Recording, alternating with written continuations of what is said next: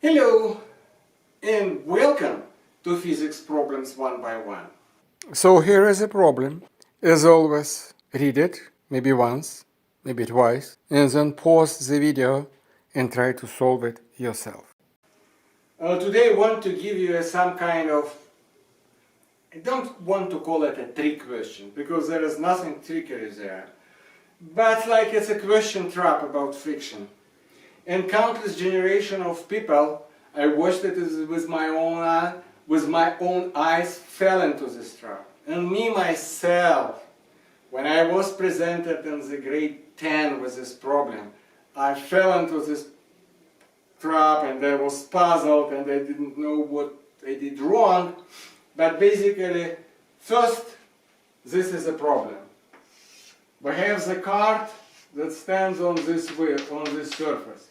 Or it not necessarily be a card. We can simply say that we have a body that's on ice. There is no friction here, right?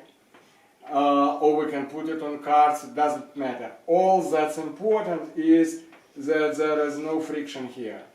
And this is M big, and this is M lowercase. Two bodies. And they say that M equal 10. And mu equals 0.3, the friction. The friction exists only here between those two bodies, right? And then there is a force that 5 Newton. And this force is applied in this direction. And this is a force, right? Not 35 Newton. 35 Newton. And they want to say, oh, okay, find acceleration.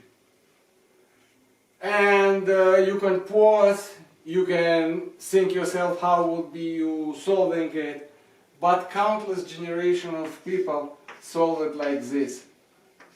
Y, X. Sum of F equal ma. All the forces acting on this body is mg. I will remove this m and m because it makes picture crowded. They don't like crowdness. So this is this body, this is the force, this is mg, this is n, this is a friction. And obviously they say that friction is between this body and this body, so friction pushes this body too, but who cares? And then this body has mg, m capital G, and another n, but I don't even want to draw it, because people say sum of all forces on this small body, and then they say F vector plus n vector plus mg vector plus a friction vector equals ma, and talking only about this body. And they say, well, that's very simple, we have those axes, what could be more natural than that? And along x we have this projection along x is f, this projection along x is 0, mg along x is 0, F friction along x minus F friction equal ma. Fantastic. Along y is what can be simpler, 0, n is n, mg is minus mg because it's down, friction not relevant on this axis, and nobody is moving this way, so it's 0. We draw it so many times that F minus F friction equal ma, and n equal mg. And of course, because they're asking us about acceleration, let's put straight away that F friction equal mu n. And let's put those 3. So this is 2 equations, but I added this. I could have added here and have 3 here, but I have 3 here, doesn't matter. N goes here, F friction becomes mu mg.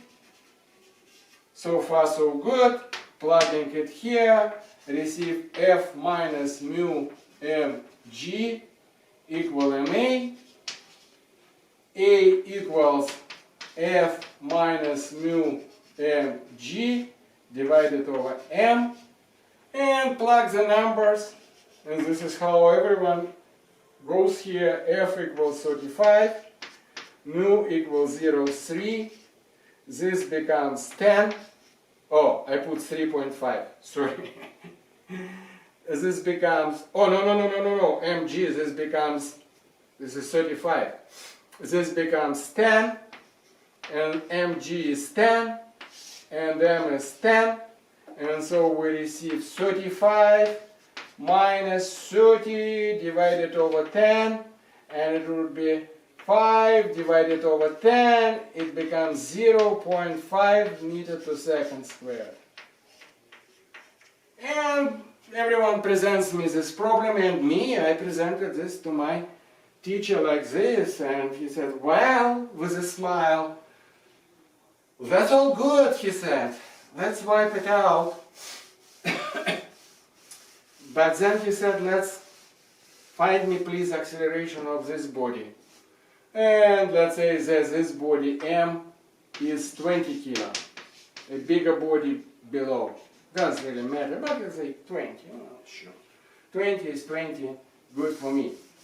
And I say, well, and everyone says, friction between those two bodies act this way, so along this axis, all I have actually for the second body, I don't even want to write n because nobody is interested in this friction.